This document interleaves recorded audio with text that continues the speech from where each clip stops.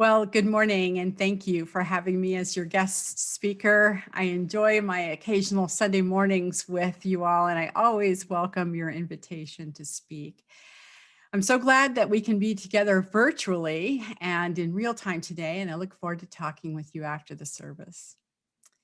This morning, I bring you the idea of beloved community and what that might mean for you as the community UU Church of New Smyrna Beach. I also want to explore with you what it might mean to be in a congregation in beloved community with the wider world. In its report of June 2020, the Unitarian Universalist Association's Commission on Institutional Change suggests that our concern as Unitarian Universalists should encompass ever-widening spheres of community. The Commission named their report Widening the Circle of Concern. And in essence, the report calls for Unitarian Universalists UUs to create diverse, equitable, and inclusive communities inside our walls, as well as throughout our national association and on into the larger world. Communities that are diverse, equitable, and inclusive reflect the values and actions that create beloved community. Imagine if such communities could be created in ever-widening spheres that would lead to beloved community on a global scale. When I think of community, I think of it in terms of spheres, smallest to largest. The smallest I think of is family or tribe. Beyond the family are circles of friends, affinity groups, social clubs, activity groups. Then there are the more structured voluntary groups like religious organizations, civic groups, and nonprofits. Even businesses and government bodies, which employ people and provide products or services, are in themselves communities. Then there are communities defined geopolitically: neighborhood, town, city, county, state, country. The collective sovereignties of the world make up our global community, and even beyond that is our biosphere, the global surface and everything living within its life-sustaining atmosphere. Each of these nested spheres of community in which we live and have our being call for different ways of being in relationship. While relationship as is at the heart of any community, voluntary or otherwise, right relationship is at the heart of beloved community. On a larger scale, right relationship means justice. Cornel West tells us justice is what love looks like in public. The love of which West speaks is agape love, a concept which was key to Dr. Martin Luther King Jr.'s widely preached idea of beloved community, a kind of heaven on earth. The King Center's website says this about Dr. King's vision. For Dr. King, the beloved community was not a lofty utopian goal to be confused with the rapturous image of the peaceable kingdom in which lions and lambs coexist in idyllic harmony. Rather, the beloved community for him was a realistic, achievable goal that could be attained by a critical mass of people committed to and trained in the philosophy and methods of nonviolence. Key to Dr. King's notion of beloved community is agape love. Dr. King explained that there are different kinds of love. Eros is romantic or aesthetic love. Philia is a kind of kinship or friendly love. And agape is an all-encompassing, transcendent love. Dr. King described agape love as the love of God operating in the human heart. Dr. King said agape love makes no distinction between friend and enemy, and it seeks to preserve and create community. For Dr. King, agape love means loving your enemy which is a difficult concept for most of us. We must understand that for Dr. King, agape love manifest in community was justice, a justice that was indivisible. In other words, not a justice preserved for the oppressed, but justice shared by everyone, which is what he meant when he famously said, injustice anywhere is a threat to justice everywhere. Through the practice of agape love on a global scale, Dr. King thought beloved community, a kind of heaven on earth, was possible. Is beloved community possible in every sphere of relationship, even globally? Well, ideally, I do believe so. And I think our UU second and sixth principles envision this possibility. They call for justice, equity, and compassion in human relations, and the goal of world community with peace, liberty, and justice for all. But I do believe that the latter is a lofty goal which requires the long arc of the universe in its bend towards justice to bring it about. In other words, I don't think that we're going to see this heaven on earth, this global beloved community in our lifetime. It is something that we have to strive for over that long arc. We have every reason to be hopeful, though, for a world of peace, liberty, and justice. And what's more, we need to act now in ways that will usher in such a world by building it in our own smaller spheres, because there is no possibility of a global beloved community without creating it locally. So let us start where we are within our own congregations.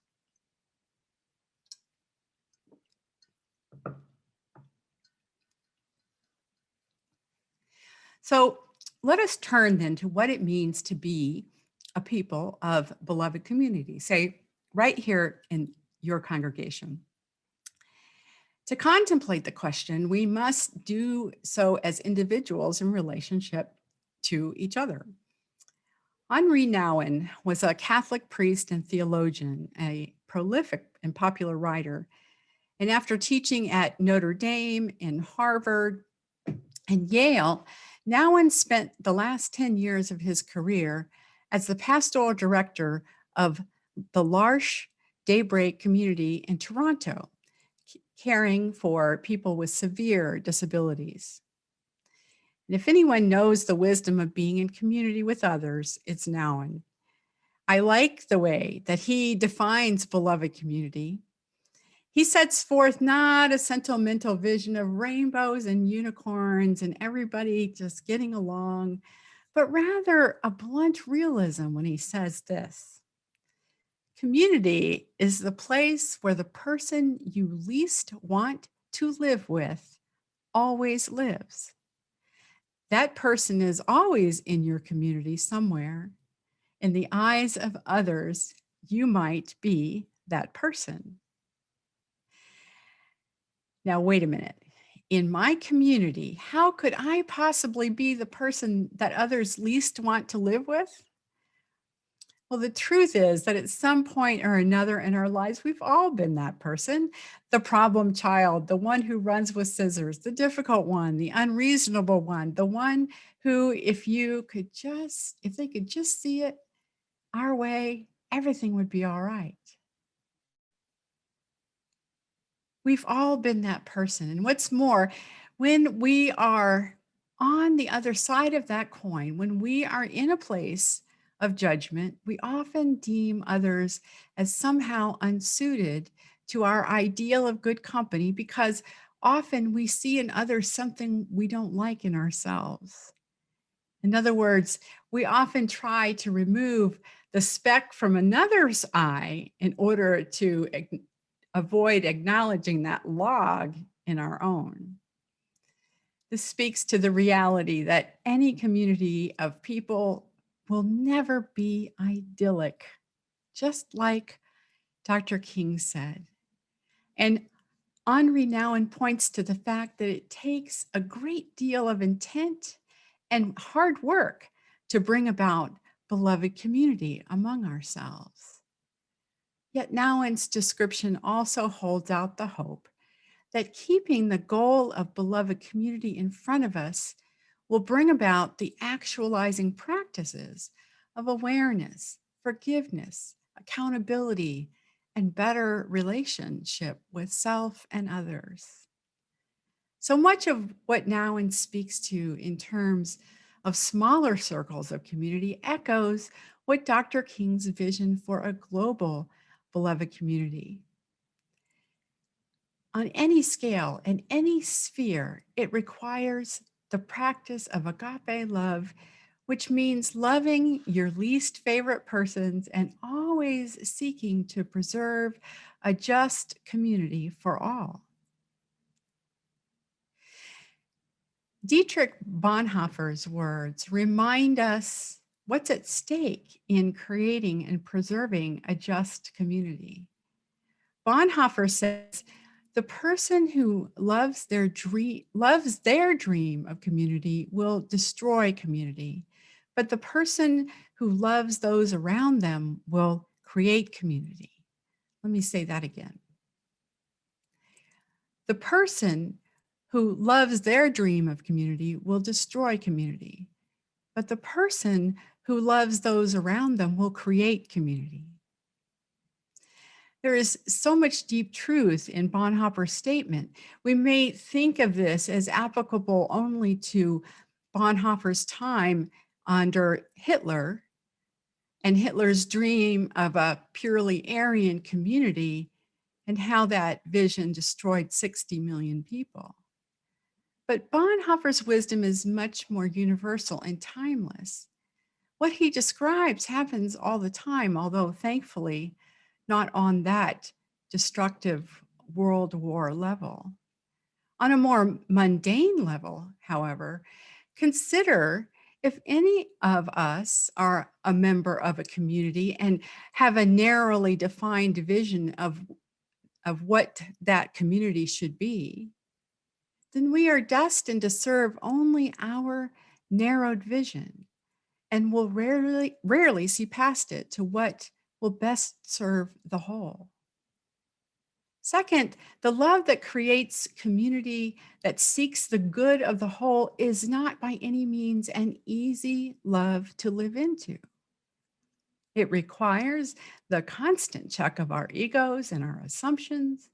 It requires us to examine our own fallibilities, our own faults, our own shortcomings, and to accept them in ourselves in order to be able to accept them in others. It requires us to live with difference, to live with diversity, to live with challenge, and to live in discomfort from time to time. It requires us to live with conflict and to face conflict rather than avoid it. You see, building beloved community isn't about rainbows and unicorns. It isn't about agreement or like-mindedness. It isn't about each other's comfort. It isn't about being a refuge from the outside world. Building beloved community requires us to have the widest vision of community that we can imagine. And it's not a utopia. Living into a love that seeks to create beloved community is anything but easy, as Dr. King told us over 60 years ago. Now, I might imagine at this point, some of you might be thinking, well, life in general hasn't been exactly a bowl of peaches. And right now, I might be feeling the need for rainbows, unicorns, and comfort. I might need more ease than dis-ease right now. And if you're thinking along those lines, I hear you. I am so bone weary of this COVID living. Of course, There is comfort to be had and comfort to be given in our church communities. And I ask that while we continue to be present to each other's cares and woes, we also cultivate among ourselves the ability to engage the kind of love necessary to bring about beloved community. In that regard, Henri Nouwen also said this: community is first of all a quality of the heart. It grows from the spiritual knowledge that we are alive not for ourselves, but for one another.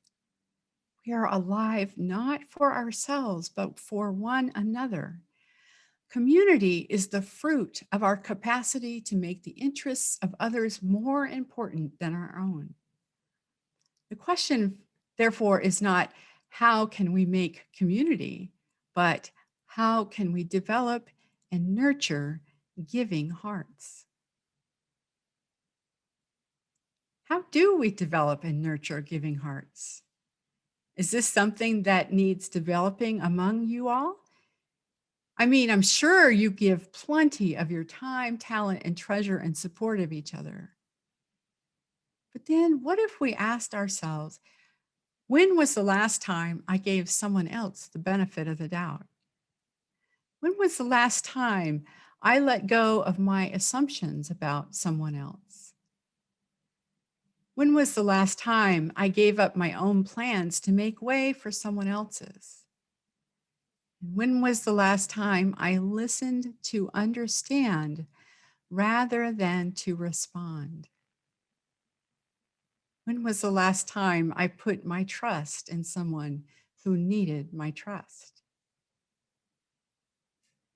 There are many ways to be generous of heart, especially when it comes to right relationship. Some of the biggest challenges in congregations may be how to remain in right relationship while doing the hard work of building beloved community, which, remember, is not easy.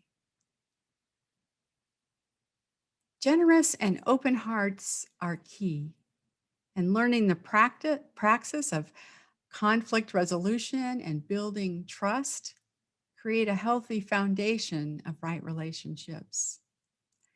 A few years ago, my congregation hammered out a covenant of right relations, and it's a wonderful document, but there's a risk that it will just gather dust if we don't continually put it into practice as we work through conflict and change. And if you're surprised to hear that we are working through conflict and change, don't let that dismay you, because if a community is not going through cycles of chaos and stasis, what happens in any living system? If we're not changing, we're soon will die out.